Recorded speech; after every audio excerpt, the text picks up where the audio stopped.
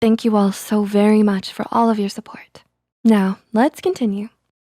When you think of the people you love, who comes to mind first? Is it your family members, your best friend, or a significant other? What about you? Self-love is important. It's important for leading a happy, healthy life. Unfortunately, the concept of self-love is often overlooked and misunderstood. In a world that grows more demanding, stressful, and complex day by day, self-love might be something you're struggling with. So let's talk about 8 things you need to know about self-love. Number 1, self-love is not a linear process. The process of loving yourself will have ups and downs. On this journey, you will probably have days where you feel great, energized, and positive, but also know that there will be days where you don't, and that's more than okay. Even when you consciously practice self-love, you may sometimes feel grumpy, tired, anxious, sad, lonely, or defeated. On those days, remember that you're human, in the process of growing, and allowed to feel the full range of emotions on any given day. Life is hard, and there is absolutely nothing wrong with taking the bad with the good. Part of loving yourself is feeling and expressing these emotions without criticizing yourself. Self-love is a complex process, full of leaps forward and steps back.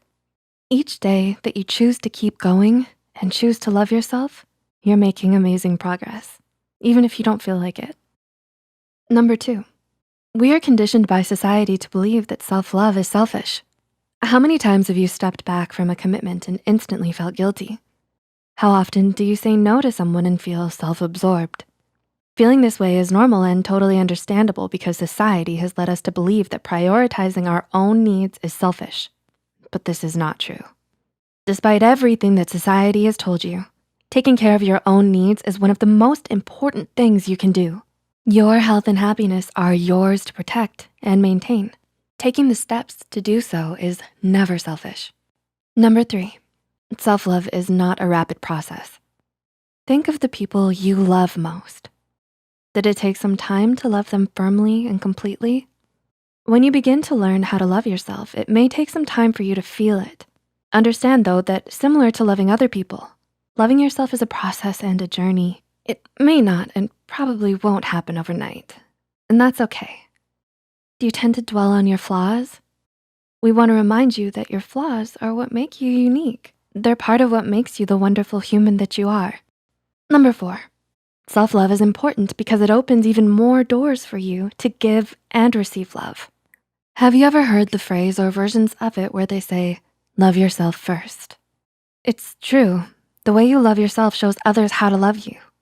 According to licensed marriage and family therapist John Kim from Psychology Today, forming a healthy relationship with yourself that is full of care, understanding, compassion, and healthy boundaries will help you achieve that kind of relationship with yourself and others.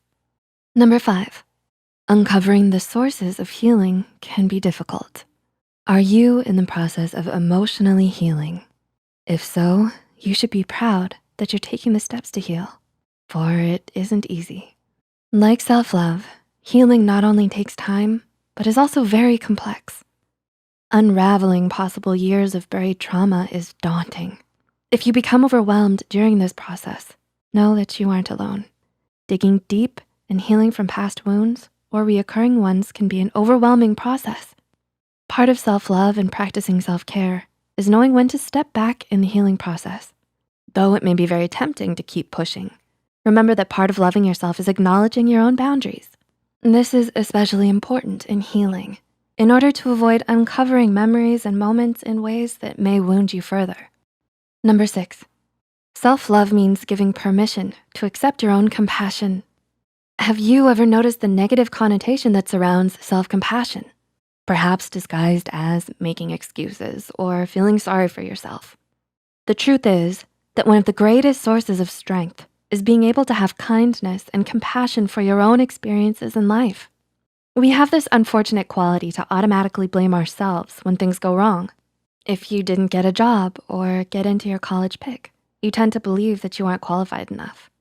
If a friend is mad at you, you tend to blame yourself first, rather than objectively examining the situation. This could lead to lower self-esteem, more negative self-talk, and even self-loathing if it goes unchecked. Self-compassion is something that lives inside of you. Rather than suppressing it for the sake of others, the more you consciously accept the understanding and kindness you want to offer yourself, the more your self-esteem and confidence will grow. Number 7, self-love means following the yearnings of your own heart, even if that's not what others want. Have you ever felt obligated to do something because you were being pressured by others? To take up a certain hobby or go down a certain career path that you didn't want? While this complacency might seem to resolve differences and issues in the short term, it can leave you unfulfilled later on. Part of loving yourself is giving yourself the right to follow your own dreams and your own heart, no matter what others have to say. Those who judge you or impose their dreams on you also have their own chances to take. Your personal passions are strong and beautiful. They're unique to you. That which makes your heart sing is yours to cling to. You deserve to feel happy and fulfilled, no matter what others have to say. And number 8, self-love isn't always fun. Sometimes self-love is hard. It's doing what's best for you, even if it doesn't necessarily excite you at the moment. Self-love can be going to bed early when you know tomorrow is an important day, choosing to stay in so you can finish an assignment, or saying no to a loved one so you can have time for rest. You have sat down and are respecting your own boundaries, and that is a great thing.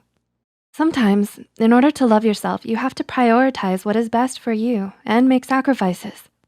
The sheer ability to do this confirms just how much you have your best interest at heart. What are your thoughts on self-love, and how do you practice it? Let us know in the comments below.